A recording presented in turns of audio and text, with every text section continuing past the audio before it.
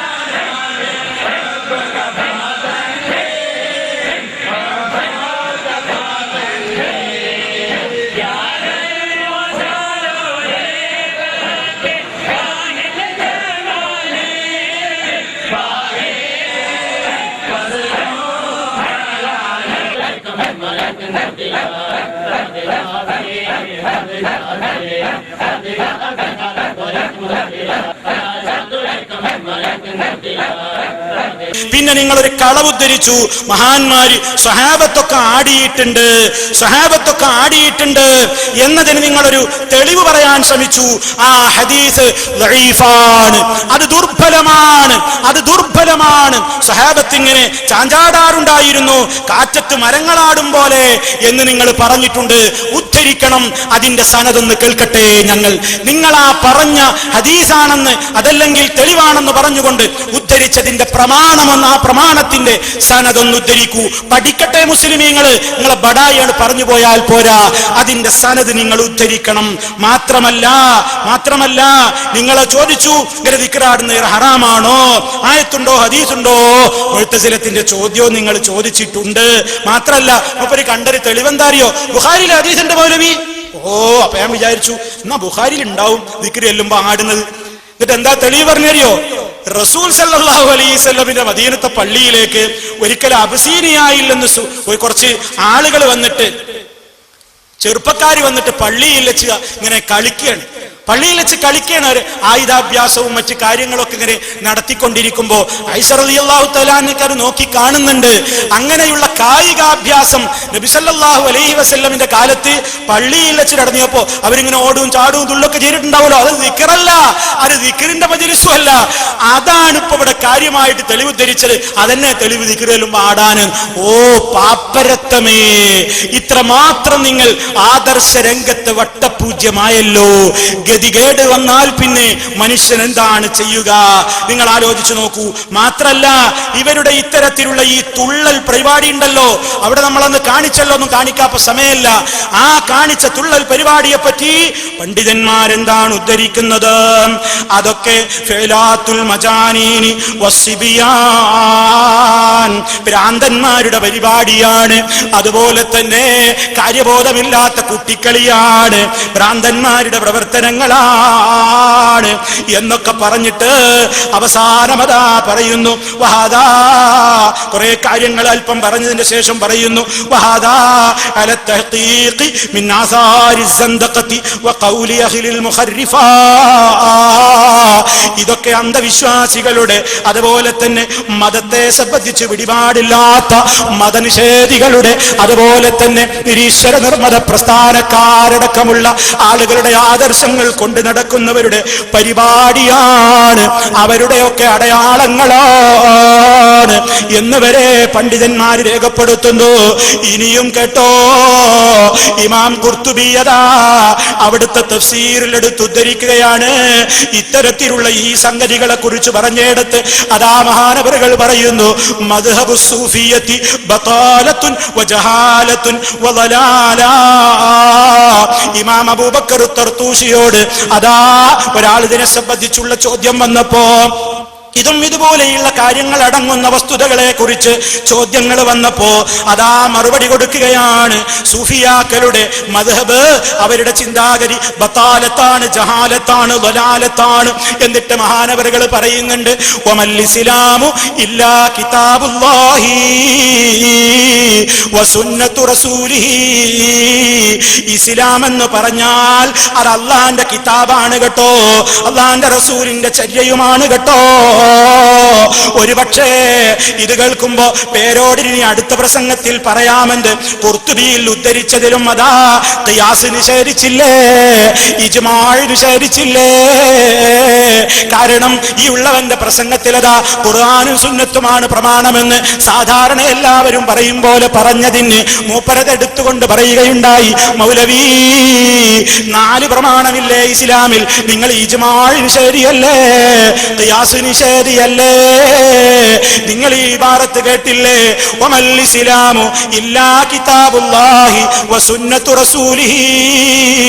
ഇതിന് ഖുർത്തുബിയുടെ പേരിലും അത് ഉദ്ധരിച്ച ഖുർത്തുബിയുടെ പേരിലും അബൂബക്കർ തർത്തൂശിയുടെ പേരിലുമൊക്കെ പറഞ്ഞേക്കു പേരോടെ തീർന്നിട്ടില്ല. ഇനിയും കേട്ടോ, ഇനിയും കേട്ടോ, ഈ ചാഞ്ചാട്ട ദിക്റും ഈ തുള്ളലുമൊക്കെ ആരാ തുടങ്ങി വെച്ചത്? മുസ്ലിമേ. ആർക്കാണ് യഹൂദി പാരമ്പര്യമുള്ളത്? മുസ്ലിമേ. ആരാണ് യഹൂദികൾക്ക് വേണ്ടി ചാരപ്പണി നടത്തുന്നത്? മുസ്ലിമേ. അതാ ഖുർത്തുബി ഇമാം ഉദ്ധരിക്കുകയാണ്, വഅമ്മർ റഖ്സു വത്തവാജുദു ഫഅവ്വലു മൻ അഹ്ദസഹു അസ്ഹാബുസ് സാമിരി. മൂസാ നബി അലൈഹിസ്സലാത്തു വസ്സലാമിനെതിരെ ശത്രുതാപൂർവം പ്രവർത്തിച്ചിരുന്ന സാമിരി എന്ന് പറയുന്ന ആ മനുഷ്യനാണ് ഇതാദ്യമായി തുടക്കം കുറിച്ചത്. എപ്പോൾ അവൻ ആളുകൾക്ക് വേണ്ടി ഒരു കാളക്കുട്ടിയെ ഉണ്ടാക്കിയില്ലേ, എന്നിട്ട് ആ കാളക്കുട്ടിയെ ഉണ്ടാക്കിയിട്ട് ഖാമോ യർഖുസൂന ഹവാലൈഹി വയതവാജദൂൻ, അതിന്റെ ചുറ്റും അവരെ തുള്ളാൻ തുടങ്ങി, അതിന്റെ ചുറ്റും അവരെ പ്രത്യേകമായ ഹാവഭാവാദികളിൽ നടക്കാൻ തുടങ്ങി. എന്നിട്ട് ആ മഹാനവറുകൾ പറയുന്നു, പഠിച്ചോ, ഫഹുവ ദീനുൽ കുഫാർ, ഇത് കുഫാറുകളുടെ അവിശ്വാസികളുടെ മതമാണ് കേട്ടോ, മുസ്ലിമീങ്ങളുടെ മതമല്ല. വഉബാദിൽ ജിലി, ആ പശുക്കുട്ടിയെ പൂജിക്കുന്ന പശുപൂജകന്മാരുടെയും നടപടിയാണ് കേട്ടോ, ഇത് മുസ്ലിമിന് ചേർന്നതല്ല. പിന്നെയും കുറെ സൂഫിയാക്കളിലുള്ള പ്രവർത്തനങ്ങൾ അതാ കോലുകൊണ്ടുള്ള മുട്ടും പാട്ടും പോലെയുള്ള ചില കാര്യങ്ങളെ സൂചിപ്പിച്ചുകൊണ്ടും അദ്ദേഹം പറയുന്നുണ്ട്, ഇതൊക്കെ മുസ്ലിമീങ്ങളെ അള്ളാന്റെ കിതാബിൽ നിന്ന് തടയാൻ വേണ്ടി, ശുഗലാക്കാൻ വേണ്ടി അതാ ഇസ്ലാമിന്റെ ശത്രുക്കൾ കൊണ്ടുവന്ന പരിപാടിയാണ്. അല്ലാഹുവിന്റെ റസൂലിന്റെ സദസ്സിൽ സ്വഹാബത്തിരിക്കുമ്പോ അവരുടെ തലയിൽ പക്ഷി ഇരിക്കും പോലെ എത്ര ഗാംഭീര്യത്തോടുകൂടെയാണ്, അച്ചടക്കത്തോടെയാണ് അവരിയ്ക്കുന്നത്. ഈ തോന്നിവാസമൊന്നും അവർക്ക് പരിചയമുണ്ടായിരുന്നില്ല. എന്നിട്ട് മഹാനവറുകൾ പറയുകയാണ്, അതുകൊണ്ട് ഭരണാധികാരികൾക്ക് നിർബന്ധമാണ് ഇത്തരക്കാര് പള്ളിയിൽ കയറ്റിക്കൂടാ. പിന്നെ പറയുന്നു, വലാ യഹില്ലു ലിഅഹദിൻ യുഅ്മിനു ബില്ലാഹി വൽ യൗമിൽ ആഖിരി, അല്ലാഹുവിലും പരലോകത്തിലും വിശ്വാസമുള്ള ഒരാൾക്കും അനുവദനീയമല്ല കേട്ടോ. അൻയഹ്ദുറ മഅഹും, ഇത്തരം കക്ഷികളുടെ കൂടെ പങ്കെടുക്കൽ അനുവദനീയമല്ല. ഞാനല്ല പറയുന്നത്, ഖുർത്തുബി ഉദ്ധരിക്കുന്നു. തീർന്നില്ല, വലാ യുഈനുഹും അലാ ബാത്തിലിഹിം, ഇത്തരത്തിലുള്ള തോന്നിവാസ ബാത്തിലുകൾ ചെയ്യുമ്പോ സഹായിച്ചുകൂടാ, സഹകരിച്ചുകൂടാ. എന്നിട്ട് പിന്നെ പറയുന്നത് കേട്ടോ, അതാ ഇപ്പറഞ്ഞ ആശയമാണ്, ഇപ്പറഞ്ഞ ആദർശമാണ് മദ്ഹബ് മാലിക്കിൻ, ഇമാം മാലിക്കിന്റെ ആശയം. വഅബീ ഹനീഫത, അബൂ ഹനീഫ ഇമാമിന്റെ മദ്ഹബും ഇതാണ്. വശാഫിഈ, ഇമാം ഷാഫിഈ റഹിമഹുല്ലാഹയുടെ ആശയവും ഇതാണ്. വഅഹ്മദ് ഇബ്നു ഹംബൽ, അതുപോലെ തന്നെ അഹ്മദ് ഇബ്നു ഹംബൽ റഹിമഹുല്ലാഹയുടെയും ആശയം ഇതാണ്. അവരുടെ ആലാളുടെയോ അഞ്ചാളുടെയോ മാത്രമല്ല കേട്ടോ. വഗൈരിഹിം മിൻ അഇമ്മത്തിൽ മുസ്ലിമീൻ, അതാ അവരല്ലാത്ത സർവ ഇമാമിങ്ങളുടെയും അതാ മദ്ഹബ് ഇതാണ് കേട്ടോ.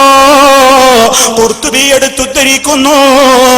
പറയൂ മുസ്ലിയാരെ, കിതാബിലില്ലേ, കിതാബിലില്ലേ? വായിച്ചൊന്നർത്ഥം പറയൂ, വായിച്ചൊന്നർത്ഥം പറയൂ. നിങ്ങളുടെ ഈ ചാഞ്ചാട്ട ദിക്റ്, നിങ്ങളുടെ ഈ മൂടുകുലുക്കി ദിക്റ്, നിങ്ങളുടെ ഈ തുള്ളൽ ദിക്റ്, നിങ്ങളുടെ ഈ ചാട്ടം ദിക്റ് പറയൂ, പ്രമാണങ്ങൾ കൊണ്ട് നിങ്ങൾ തെളിയിക്കോ. നിങ്ങൾക്കാവില്ല കേട്ടോ, തെളിയിക്കാനാവില്ല. ഞാനിപ്പോൾ പറഞ്ഞ ഇതേ ആശയം നിങ്ങൾ മുമ്പ് ഈ കരയുദ്ധത്തിൽ ഒരു ആയുധമായി അൽ മദ്ഖൽ എന്ന കിതാബ് ഉദ്ധരിച്ചിരുന്നില്ലേ?